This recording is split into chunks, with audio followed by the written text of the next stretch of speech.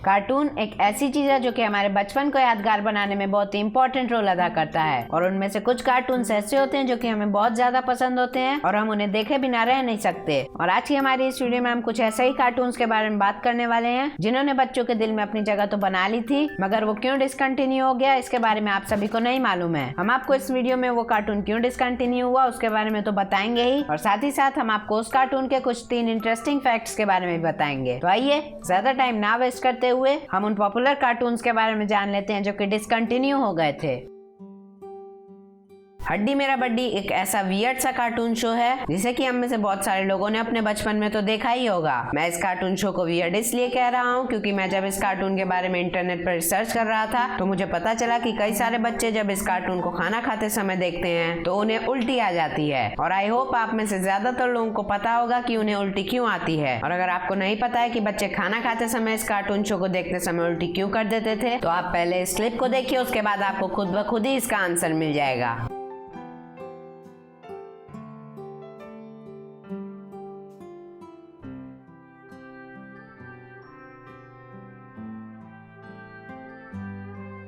ये तो कुछ भी नहीं है। हड्डी मेरा बड्डी के ऑलमोस्ट हर एपिसोड में हमें ऐसा थोड़ा सा तो सीन दिखाया गया है। हड्डी मेरा बड्डी क्यों बंद हुआ, अगर हम इससे पहले उसके क्रिएटर के बारे में थोड़ा सा जानकारी ले लें तो हमें इसके डिसकंटिन्यू होने की वजह ज्यादा अच्छे से समझ में आएगी। जिस इंसान ने इस वियर्ड लेकिन बहुत ही ऑसम से कार्टून को बनाकर तैयार किया है उसका नाम मैक्सवेल एटम्स है। और शायद आपको मैक्सवेल एटम्स के बारे में ये फैक्ट ना मालूम हो कि एटम्स और उनकी बहन सुबह 6 बजे से शाम के 6 बजे तक अपने टीवी के सामने बैठकर कार्टून्स देखा करते थे। और आई थिंक एटम्स के दिमाग में कार्टून्स बनाने का आइडिया यहीं से आया है और उन्हें अपने इस आइडिया को इम्प्लीमेंट करने का मौका तब मिला जब उनको उनकी यूनिवर्सिटी की तरफ से एक प्रोजेक्ट बनाने को मिला और जिस प्रोजेक्ट में उन्हें एक छोटी सी शॉर्ट फिल्म बनानी थी। और उन्होंने जो अपने प्रोजेक्ट के लिए शॉर्ट फिल्म बनाई थी वो आप अभी अपनी स्क्रीन पर देख सकते हैं। और अगर आपको ये वाली वीडियो पूरी देखनी है तो मैं आपको लिंक डिस्क्रिप्शन में दे दूंगा, आप वहाँ से जाके देख सकते हैं। इस शॉर्ट फिल्म से उन्हें बहुत ही अच्छा रिस्पॉन्स मिला जिसके बाद उन्होंने ग्रिम एंड द इवल नाम का एक कार्टून शो बनाने का डिसीजन लिया। अगर आप ये सोच रहे हैं कि ये कौन सा कार्टून शो है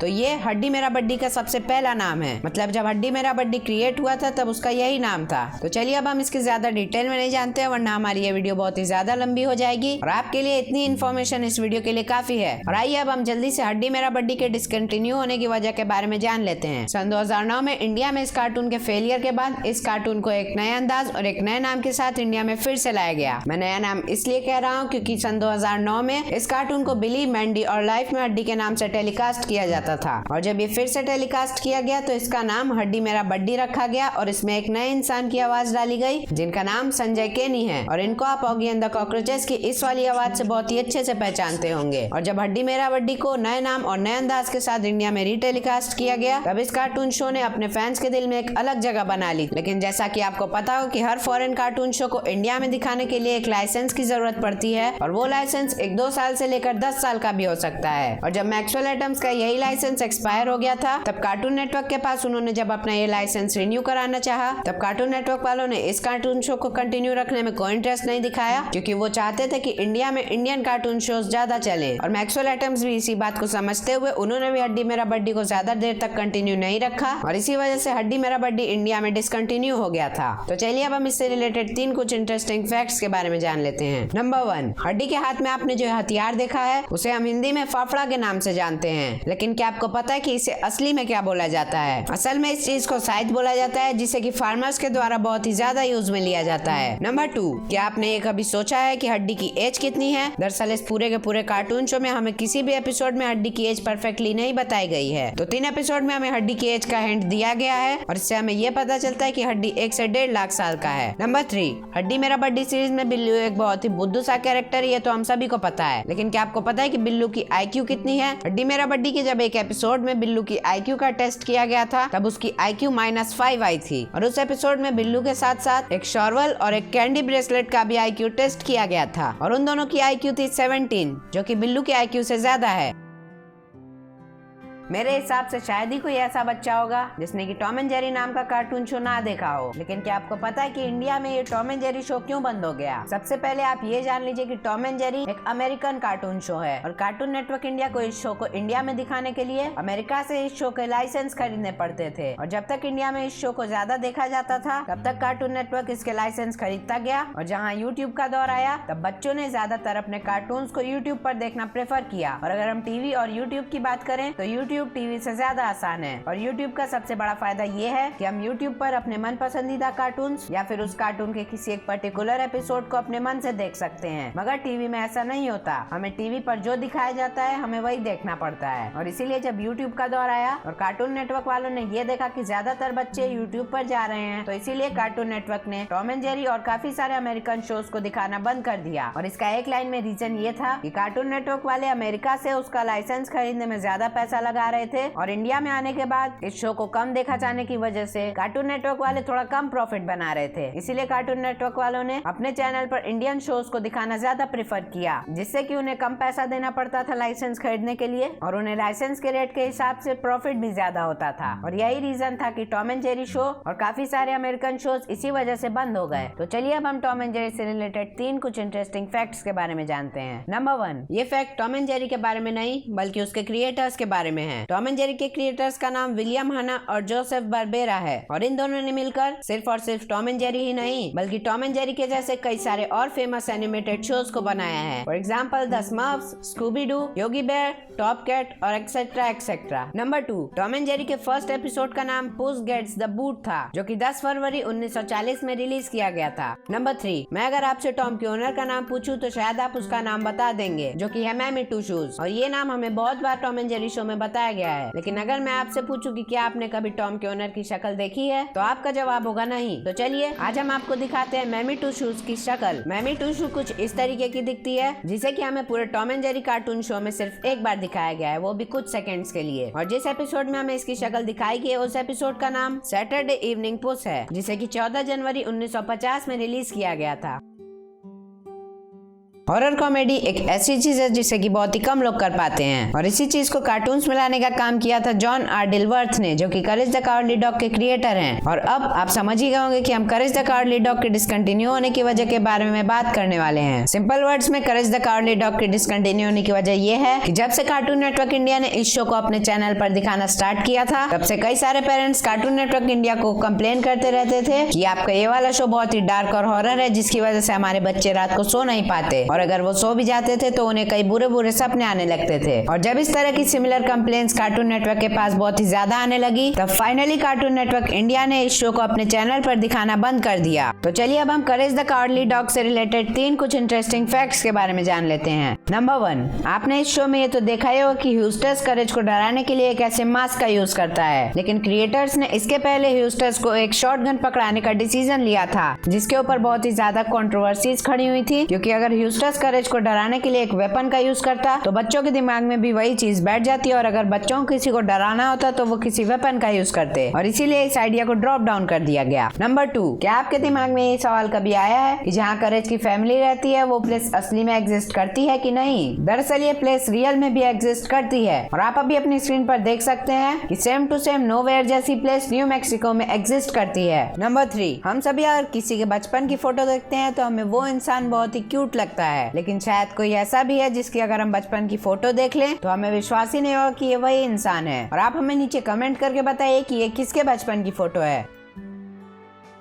हमारे जो दूसरे नंबर पर कार्टून शो है उसका नाम है टीन टाइटंस गो, जो कि एक super hero based cartoon show है और इस शो में बहुत सारे इनअप्रोप्रिएट सीन्स होने के कारण अब इंडिया में इस शो को बहुत ही कम दिखाया जाता है। और आपकी जानकारी के लिए मैं आपको बता दूं कि टीन टाइटंस गो के पहले 2003 से लेकर 2006 तक एक टीन टाइटंस नाम का कार्टून शो चलता आ रहा था और इस टीन टाइटंस नाम के कार्टून शो के बंद होने के बाद से ही 2013 से टीन टाइटंस गो नाम का कार्टून शो चलता आ रहा है। लेकिन अब टीन टाइटंस गो नाम के कार्टून को भी इंडिया में बहुत ही कम दिखाया जाता है, और रीजन मैंने आपको बता ही दिया है। लेकिन अब आपके दिमाग में ये क्वेश्चन चल रहा होगा कि 2006 में टीन टाइटंस नाम का कार्टून शो क्यों बंद हो गया था। टीन टाइटंस कार्टून शो उसकी बहुत ही अजीब टाइप की प्लॉट लाइन की वजह से अपने व्यूअर्स के बीच में जगह नहीं बना पा रहा था, जिससे कि इसके क्रिएटर्स को बहुत ही कम प्रॉफिट हो रहा था, और 5-6 सीजन इसके दिखाने के बाद टीन टाइटंस कार्टून शो को बंद करा दिया गया था। इंटरनेट पर इस शो के ज्यादा इंटरेस्टिंग फैक्ट्स नहीं थे, और मुझे इस शो के बारे में सिर्फ 2 ही फैक्ट्स दिखे जो कि इंटरेस्टिंग थे, इसलिए अनफॉर्चुनेटली इस वीडियो में आपको सिर्फ 2 ही फैक्ट्स पता चलेंगे इस शो के बारे में। नंबर 1, टीन टाइटंस गो के जो क्रिएटर्स हैं, जिनका नाम एरॉन हॉर्वेथ और माइकल जेलेनिक है, उन दोनों ने टीन टाइटंस गो के पहले वाली सीरीज जिसका नाम टीन टाइटंस था, उसका एक भी एपिसोड नहीं देखा था। नंबर 2, टीन टाइटंस गो का मार्केट में आने का सबसे मेन काम एक बहुत ही वाइड रेंज टॉय सीरीज को इंट्रोड्यूस कराना था, और इस कार्टून शो के आने के बाद से ये टॉय सीरीज बहुत ही ज्यादा बिकी, जिससे कि इसके क्रिएटर्स को बहुत ही ज्यादा फायदा हुआ।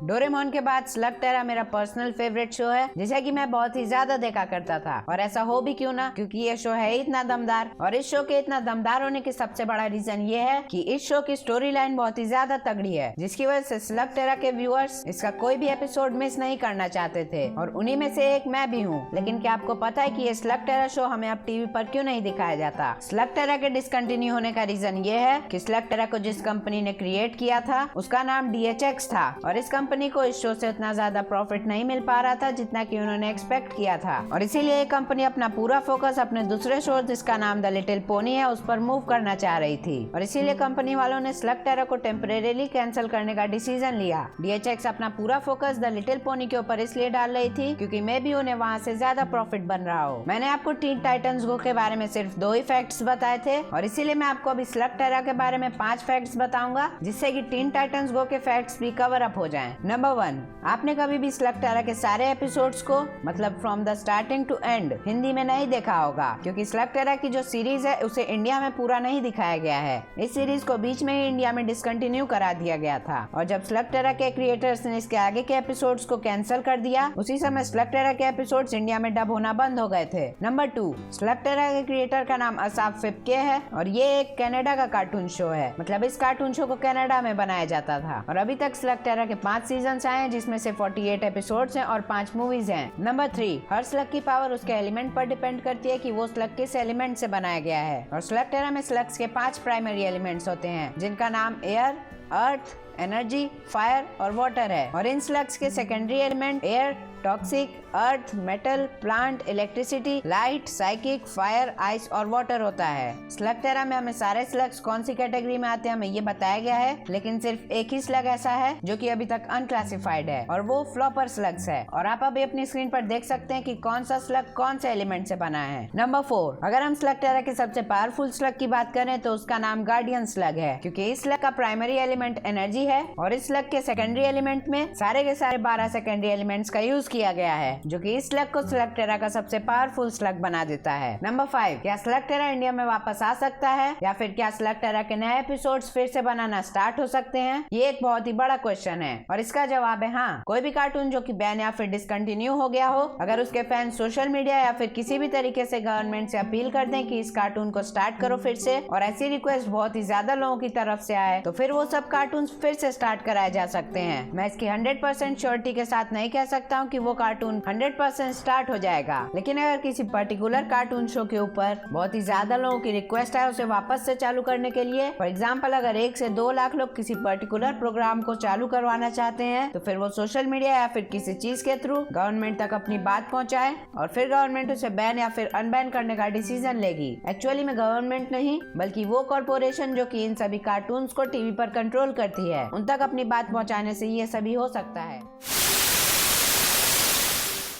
ये तो आपको मालूम ही होगा कि हमारी दुनिया में सारे लिविंग ऑर्गेनिजम्स को उनके खान पान के हिसाब से 3 हिस्सों में डिवाइड किया गया है। पहला हर्बीवोर, दूसरा ओमनीवोर और तीसरा कार्निवोर। लेकिन क्या आपको पता है कि इस दुनिया में एक फैक्टिवोर नाम का प्राणी भी एग्जिस्ट करता है, और आपको भी एक फैक्टिवोर बनने के लिए कुछ खास करना नहीं पड़ेगा। बस आपको करना इतना है कि अगर आप हमारे चैनल पर नए हैं तो हमारे चैनल को सब्सक्राइब करके बगल वाला नोटिफिकेशन बेल दबा देना होगा, और मिनिमम 2 लोगों में इस वीडियो को शेयर करके जल्दी से इस वीडियो का लाइक एम कंप्लीट करवाना होगा, तभी आप एक फैक्टिवोर नाम के प्राणी भी बन जाएंगे। अपनी वीडियो यहीं पर खत्म करते हैं और मिलते हैं अपनी अगली वीडियो में। तब तक के लिए बाय बाय।